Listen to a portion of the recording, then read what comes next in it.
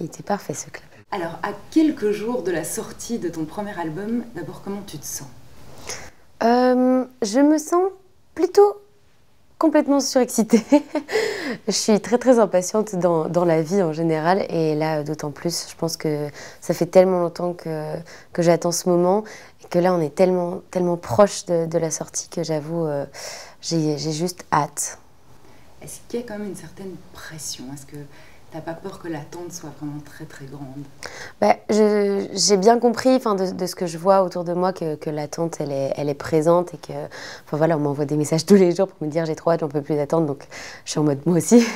Mais c'est vrai qu'il y a une certaine particularité dans le sens où là pour l'instant ces chansons elles sont à moi, enfin je veux dire elles m'appartiennent et j'ai l'impression vraiment de me dévoiler dans cet album et donc quand il va sortir, bah genre, il m'appartiendra plus et c'est assez particulier, c'est vraiment comme si bah, on accouchait d'un enfant quoi et que maintenant ça y est, il est dans la vie et qu'il va exister pour tout le monde, que tout le monde pourra l'écouter, donc c'est un peu particulier mais pas de pression dans le sens où moi je l'adore et je l'aime quoi qu'il arrive, personne ne me fera pas aimer cet album, donc voilà, j'espère évidemment que les retours seront positifs.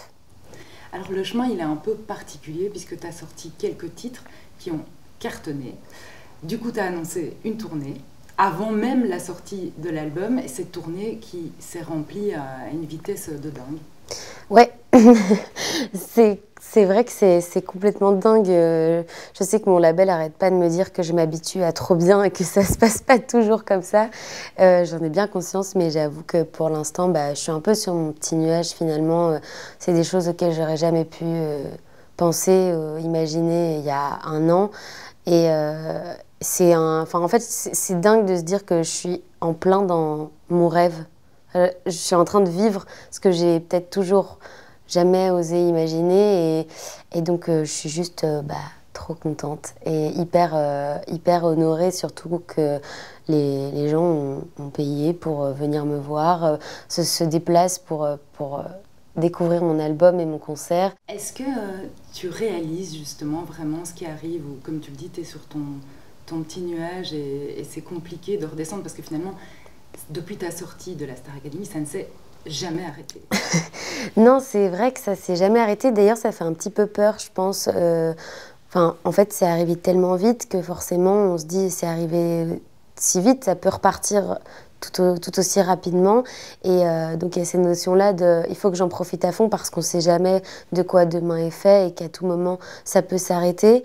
Mais je pense que depuis un an maintenant, je conscientise beaucoup plus. En tout cas, je suis un peu en train de conscientiser en décalé, mais genre la Starac et tout, enfin voilà, maintenant j'ai compris genre tout ce qui s'était passé, tout ce qui m'était arrivé, et petit à petit j'essaye, je pense que c'est hyper important de comprendre ce qui se passe pour pouvoir en profiter, pour pas être un petit peu perdu, mais en même temps ce côté un peu naïf, il fait du bien aussi, ça nous permet de peut-être moins angoisser par rapport à tout cet engouement qui se passe. Donc voilà, je suis un peu dans cette dualité de à moitié les pieds sur terre, à moitié complètement naïve sur ce qui se passe.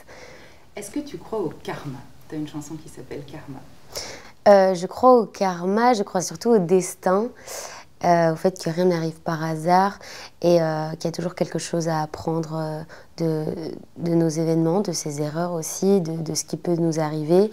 Et ouais, c'est une croyance que j'ai toujours eue, qui fait du bien, je trouve, quand on pense, enfin, quand on croit au destin, on peut s'enlever un certain poids, des certains remords ou des regrets sur la conscience et ça fait du bien. Donc là, tout ce qui t'arrive, tu te dis que c'est les étoiles qui sont alignées, quoi.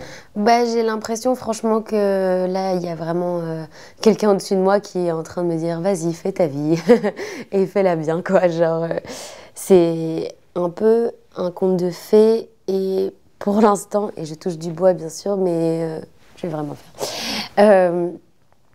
Bah, il n'y a rien qui va pas. Enfin, tout avance en ligne droite, il y a rien qui va pas bien et c'est complètement dingue. Enfin, jamais j'aurais pu imaginer ne serait-ce que la moitié de ce que j'ai fait en un an. Donc, ouais, j'ai vraiment l'impression que les étoiles sont alignées et elles sont avec moi.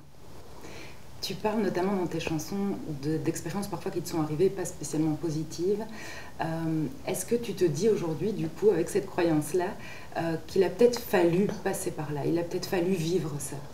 Oui, je pense que tous les événements que j'ai pu vivre, qui sont un peu plus durs, ont forgé ma personnalité et la personne que je suis aujourd'hui.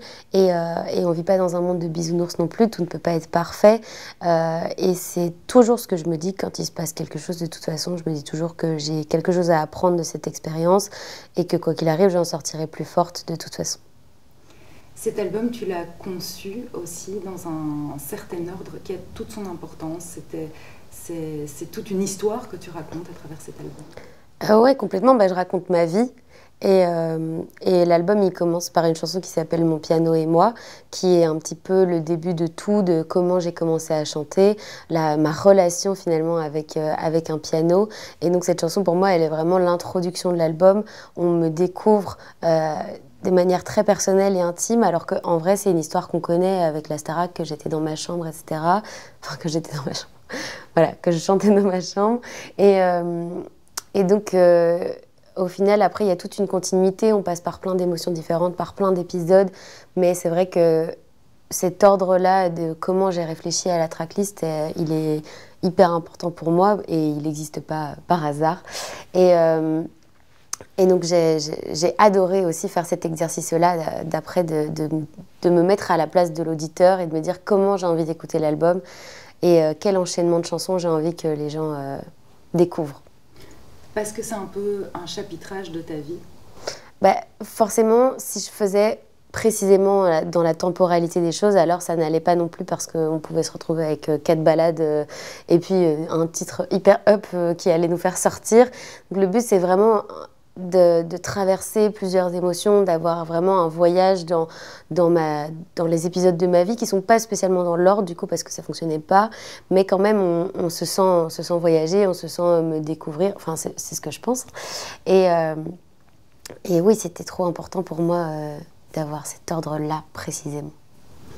Tu as notamment une chanson qui s'appelle Bonne Maman. Et là, dans cette chanson-là, tu dis que finalement, tu n'es pas triste.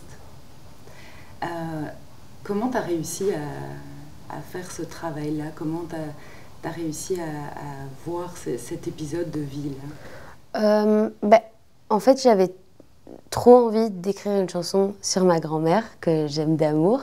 Et je voulais pas qu'elle soit triste, parce que fondamentalement, je ne l'étais pas, dans le sens où ma grand-mère est décédée à 96 ans. Et que c'est vraiment les étapes de la vie. C'est un décès, tout ce qu'il y a de plus normal, on va dire. Et moi, ayant vécu un décès un peu plus brutal quand j'étais plus jeune, c'est vrai que du coup, j'ai pris énormément de recul sur les départs, sur ce qu'est la mort aussi. Et ma grand-mère, j'avoue, ça faisait 20 ans qu'elle était toute seule dans sa maison. Je sais qu'elle attendait que ça. Et en fait, j'ai été heureuse pour elle de me dire, bah voilà, maintenant, elle est en paix et elle est bien et elle a retrouvé les gens qu'elle aimait. Et forcément, on est nostalgique parce que les grands-mères et les grands-pères, on les aime et ils sont toujours un petit peu particuliers, un petit peu marrants. Mais je ne suis pas triste, je voulais juste lui rendre hommage parce que c'était un personnage et j'aurais adoré que les gens la connaissent. Un sujet que tu évoques aussi beaucoup dans tes chansons, tu t'es déjà beaucoup exprimé à ce sujet-là, mais c'est ton rapport au corps. Est-ce que tu penses que le fait d'en parler, est-ce que c'est aussi une manière de te dire à toi, laisse-toi tranquille avec ça? Oui, forcément, quand j'écris une chanson, à la base, je l'écris pour moi, pour me faire du bien.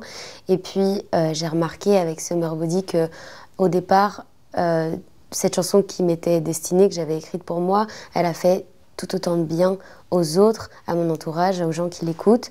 Et c'est à partir de ce moment-là que je me suis dit que j'avais envie de continuer dans cette direction-là parce que du coup, il y a quelque chose qui se crée, il y a un lien qui se tisse en fait, on est toutes pareilles, on pense la même chose parfois. Et donc, ça a créé une espèce de, je sais pas, de bulle de bienveillance avec beaucoup de témoignages de filles et d'hommes qui, du coup, commentaient entre eux ce qu'ils vivaient, ce qu'ils pensaient.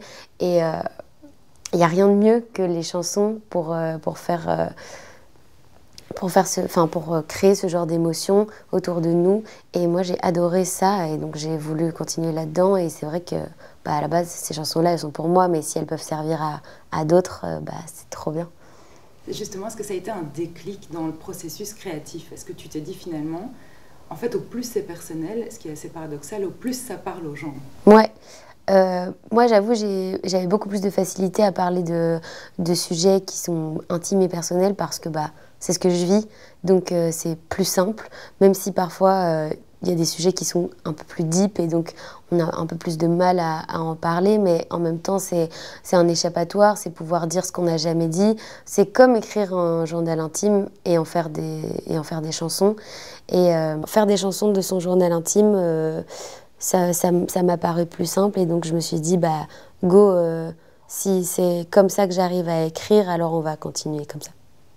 Ça te fait pas peur justement de te dévoiler comme ça? Ça me fait pas peur parce que je décide quand même de ce que je dévoile. J'ai encore le contrôle sur ce que je dis avant que ça sorte, je peux encore y réfléchir, etc. Parfois, il y a des moments où je me dis, ça c'est peut-être trop, alors on va changer un mot ou une phrase pour que je me sente à l'aise. Donc, vu que c'est moi qui décide, ça me fait pas peur parce que je suis OK avec le fait de dévoiler telle ou telle expérience. Après, je suis pas OK d'en dévoiler d'autres. Peut-être que je le ferai plus tard ou peut-être que je le ferai jamais. Mais du coup, ça fait en sorte que j'ai pas peur. Alors au-delà des chansons, il y a aussi tout l'aspect créatif, tout l'aspect image, notamment dans Mauvais Garçon, avec le Red Flag Office, qui fait quand même un petit peu penser à Balance ton quoi. Justement, une chanson que tu cites dans la chanson, où tu dis que tout a commencé.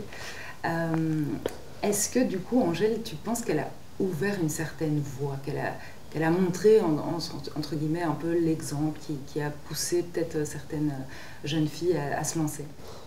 Angèle, je pense que c'est celle qui m'a donné envie de jouer du piano. C'est pour ça que j'évoque sa chanson parce que c'est véridique. C'est la première chanson que j'ai appris à jouer au piano avec les petites notes qui tombent sur YouTube, là où je sais regarder note par note.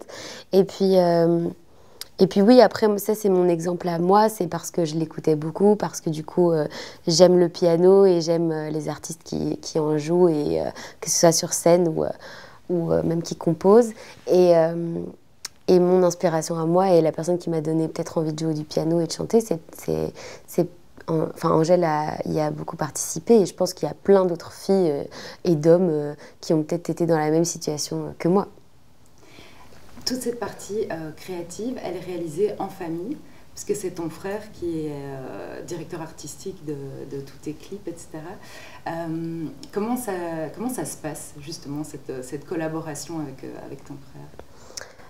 Ça se passe de manière complètement naturelle. Enfin, il a voulu m'aider à la base, il s'est pris au jeu, ça lui a fait beaucoup de bien aussi parce que c'était pas quelque chose qu'il faisait du coup avant. Tout ce qu'il avait pu apprendre et créer dans la publicité, il l'a transposé sur la musique, et c'est un exercice qu'il a adoré. Il en a parlé autour de lui dans sa boîte. Sa boîte aussi a commencé à prendre plaisir à participer à mon projet, et maintenant c'est tous les jours. Ellie, j'ai pensé au merch, j'ai pensé au truc. Et du coup, ça s'est fait de manière naturelle, juste parce qu'à la base, il voulait m'aider et que je ne sois pas toute seule en sortie de Starac, qui peut être un peu effrayant, et on peut se dire, oh là là, comment je vais faire. Et surtout qu'on nous a beaucoup répété qu'il fallait bien s'entourer parce que c'est hyper important. Et donc moi, je me suis dit, tant mieux, si j'ai ma famille autour de moi, je pense que je ne peux pas mieux m'entourer que comme ça. Là, justement, pour la sortie de l'album, il y aura un bijou qui va représenter chaque chanson. Oui, exactement. J'adore ce collier avec plusieurs charms qui évoquent soit un mot ou la thématique de chaque chanson. Et c'est aussi des colliers que moi j'ai portés pendant des années. Enfin, j'arrêtais pas, je portais que des colliers à charms comme ça. J'adorais pouvoir les échanger et du coup avoir l'impression d'avoir un nouveau bijou tout le temps. Et donc je suis trop contente d'avoir le mien. Est-ce que c'est important, tu trouves, aujourd'hui, dans une industrie où il y a quand même énormément de gens qui se lancent, de gens qui restent moins longtemps, d'avoir vraiment, de développer autre chose finalement que juste de sortir ses chansons? Effectivement, c'est un sujet qui est très actuel parce que maintenant, avec les réseaux sociaux, avec le fait que n'importe qui peut s'inscrire sur Spotify et sortir ses chansons, il faut trouver la manière dont on va se différencier des autres. Et donc, je pense que la musique reste le principal. C'est le travail le plus dur et le plus important à faire. Et tout le reste est un plus. Et en même temps, une certaine d'identité visuelle qui est hyper important quand il y a autant de monde sur les plateformes et que c'est autant ouvert à n'importe qui. Et en même temps, c'est génial parce qu'à une certaine époque, si on passait pas en radio, on n'était pas entendu. Et on avait beau travailler comme des dingues, nos efforts payaient pas. Et donc, cette actualité, maintenant, elle est géniale, moi, je trouve, parce que n'importe qui peut le faire, n'importe qui peut se lancer. Après, il faut réussir à se différencier. Donc oui, aujourd'hui, c'est important, mais la qualité principale qu'il faut avoir, c'est quand même la musique. Et tu sens que ta communauté, que tes fans sont demandeurs de ça? En fait, c'est un peu ma faute, parce que j'ai un petit peu généré ça au départ. Enfin, je veux dire, j'ai commencé comme ça. Ils se sont tous prêtés au jeu, et donc ça a été un petit peu un engrenage de faut continuer. Parce qu'en plus, nous, ça nous fait kiffer aussi, eux aussi, et ça crée toujours aussi ce lien. Et en même temps, ce petit jeu entre nous qui est assez marrant. Et puis moi, j'adore, parfois quand ils ne voient pas des trucs, je suis là. Je m'attendais à mieux de votre part, en fait. Est-ce qu'il y a des choses qui te manquent de ta vie d'avant? Oui.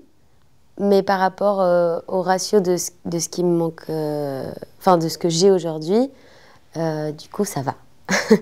Dans le sens où je pense que ce qui me manque le plus, c'est d'être un peu tranquille dans la rue et dans ma vie privée, quand je suis avec ma maman en train de faire du shopping, quand je suis avec mon filleul. C'est vrai que c'est plus compliqué. Mais en même temps, pour rien au monde, je regrette la vie que j'ai aujourd'hui. Donc, voilà, il faut il y a des avantages et des inconvénients à tout. Qu'est-ce qu'on peut te souhaiter? A priori, là, il y a tout. Que ça continue. Ouais, je pense qu'on peut me souhaiter en vrai que ça continue vraiment. Et que j'en sois fière et heureuse. Est-ce que tu as envie d'écrire aussi? Parce que là, tu écris avec quelqu'un. Ouais. Est-ce qu'à un moment tu te sentirais, ou est-ce que tu aurais envie, peut-être quand tu auras plus de temps justement, de te lancer et de t'essayer toi à l'écriture? Bien sûr, moi je m'essaye déjà, on est vraiment dans un travail d'équipe et Vincha du coup avec qui j'ai coécrit toutes les chansons de l'album m'apprend beaucoup, m'aide beaucoup. Pour l'instant j'avoue que je ne me vois pas travailler sans lui parce qu'on a vraiment réussi à trouver